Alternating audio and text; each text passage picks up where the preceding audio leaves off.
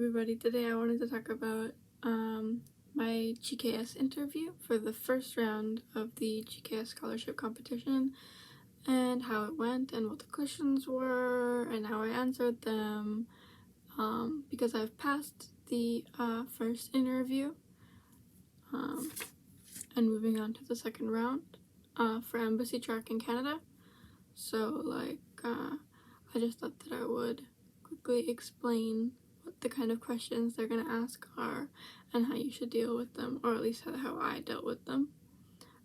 So I'm going through Canada, and so I was going through the embassy in Ottawa, and obviously I don't live in Ottawa, and because of COVID they were doing online interviews, so I had my interview on the 21st, with the result coming out on the 22nd, the end of the day on the 22nd. So for the interview, I did it in the morning, and there were 3 main interviewers that were all professors and stuff. 3 main Korean interviewers, and then also one other girl who I believe was the one dealing with my the GKS information, doing my case. She wasn't there for most of it, but she did end up asking me a question in the end. So obviously the first thing they asked me was for a self-introduction, and I've heard that it's best to keep it nice and short, so I didn't go much into depth. I just talked about who I am, how long I've been studying, and my work as a translator, and that was really it. I didn't kind of abrupt. I didn't have much to say about that. And so they had all looked at my application, particularly my grades and stuff. So I didn't feel the need to tell them anything and repeat that kind of information. I knew that they had seen it and they'd had my stuff right there. They knew who I was. So I didn't bother to bombard them with information they'd already heard. And then after that, they asked me for my, reason for applying to each university that I applied to. And so for this, you really have to go into detail, exactly why, what kind of facilities, what kind of resources that they have that specifically that connects to your major. And I applied to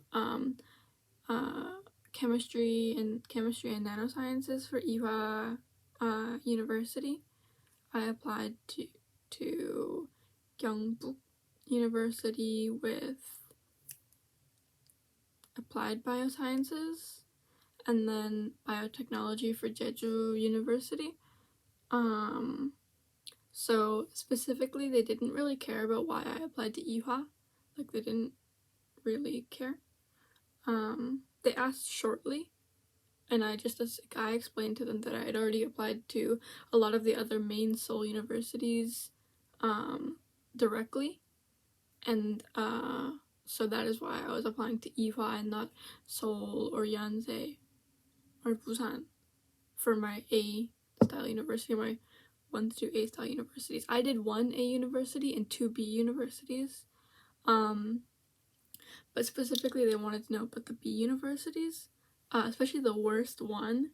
So they really wanted to know why would you go there, which was Jeju University. So I explained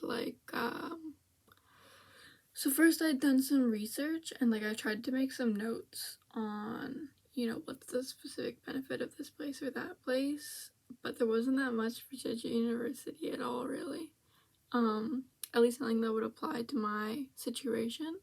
So I just explained that because it would be a degree related to the sciences, that being in such a place with a lot of scientific value, an island like that, would be really important to me and important to my degree. And then on top of that, I said that it was also for the sake of going abroad, it was a very culturally significant area to go to. Yeah, so this had to get very detailed. And then for Gyeongbuk University, I explained that they do like a lot of these universities will have like pages where they kind of sell themselves, like in like pamphlets almost. So I looked through those and I just said, there's a lot of staff, there's a very low unemployment rate, stuff like that.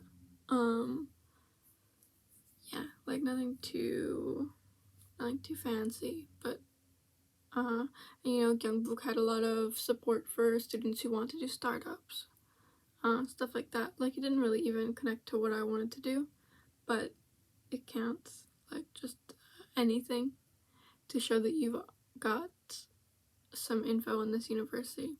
And then obviously after that, they kind of asked me, like, how much I know about Korea, like, how much do I know about the culture, how much do I know about the university culture, not like the culture, but how much do I know. And so I explained to them, what info I had gotten from people about Gyeongbuk and Yihwa and stuff like that, and that I like know people there, and that I'd been studying for a long time, and like through studying I was able to understand more about the culture. If I was to kind of redo my answer, I would also include that I was an honorary reporter and like a content influencer with the Korean government and with the Korean consulate. I would have probably included that, but I didn't. I forgot. It didn't really matter in the end, but I should have included that. And then, yeah, so then they started, why specifically Korea? I said, like, obviously there's no reason why, like, why, because I want to, but I kind of just said that, it's a very scientifically advanced country, and that, they're a lot more competitive than we are in Canada. They were all people who were living in Canada. They were, at the Korean embassy in Canada, so they kind of knew what I was talking about, how we were, a lot more uncomfortable with where we were at, and we did not make a lot of effort to put in scientific advances. So I talked about that and how I feel like I could not only be like, a Canadian perspective in a foreign country, which could be important, but also to bring back some of the things that I would have learned and some of, the Korean scientific advantages that we don't have here. So I kind of talked about that, and yeah.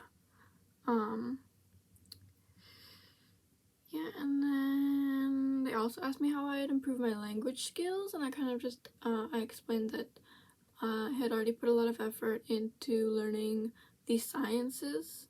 I took all of these sciences in Korean online, so like, university, like basic, like first year, physics, biochemistry, math, and anatomy. So I explained that to them, and that, if I had any issues that I couldn't figure out myself, either through looking things up or studying alone or asking a friend, that I was comfortable being in a university style academic environment, because I went to like a university preparatory school, and that I would feel comfortable speaking with professors directly and meeting with them outside of class to discuss how I can improve and, what I can do to make up for the lack of language ability that I have as a foreigner, inevitably.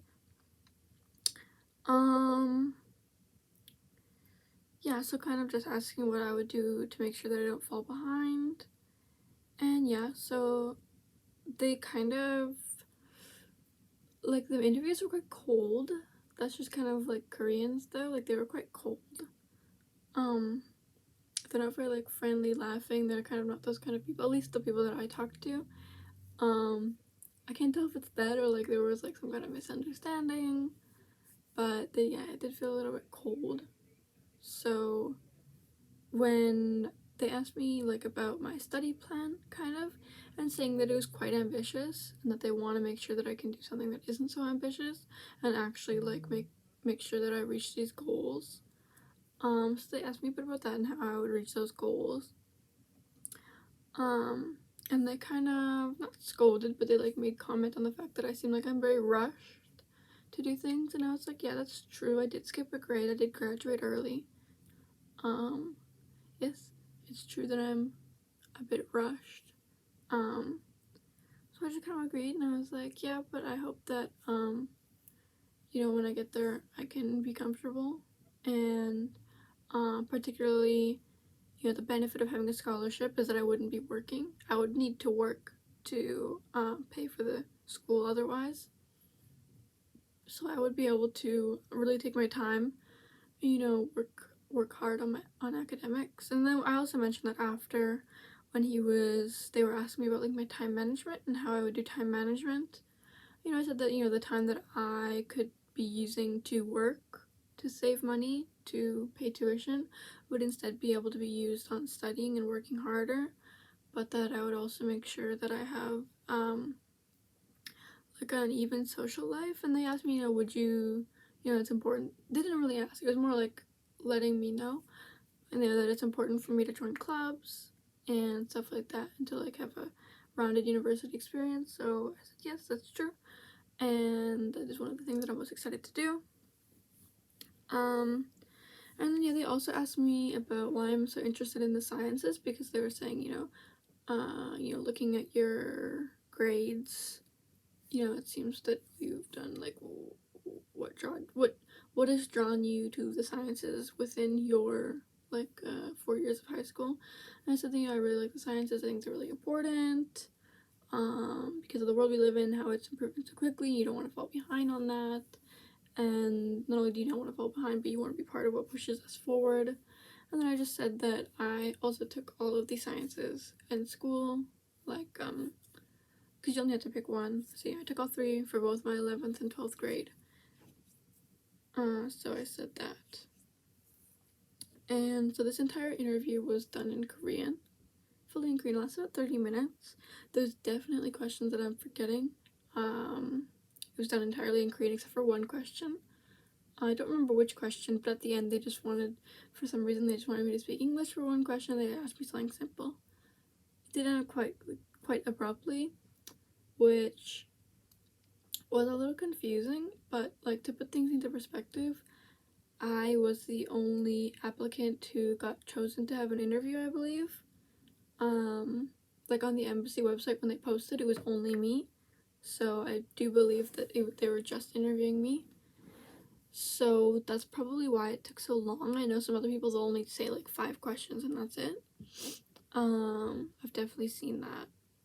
But yeah, I had quite a few questions, and each answer would lead to another question that they wanted to know about.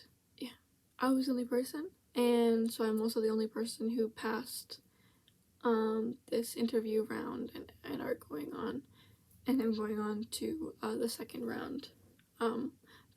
Canada's quota is 1 person, so I was quite worried that I'd be going up against other people, but for some reason I was the only person, either that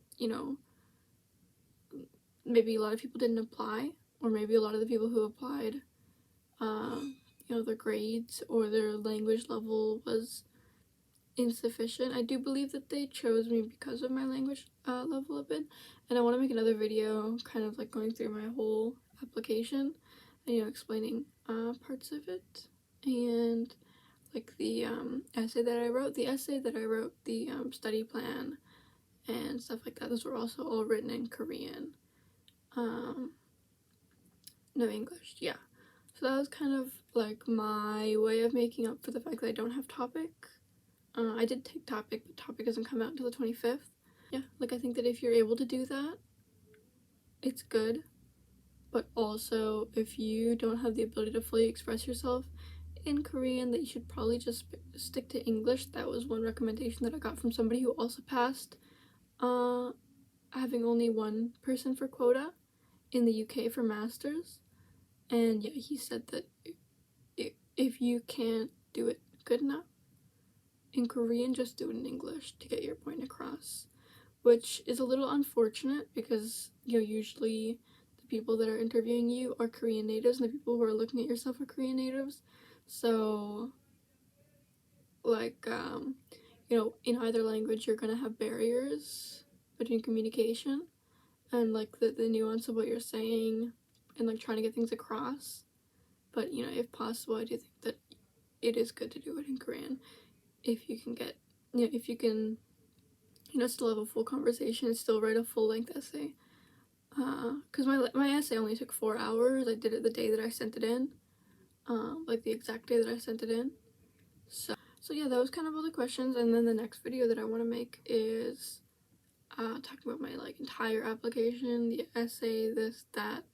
Not that everything that I put in was perfect, but yeah, and also kind of like the issues that I had getting things in specifically in Canada, and maybe other people who are going to apply next year for masters or undergrad could take note to not do what I did.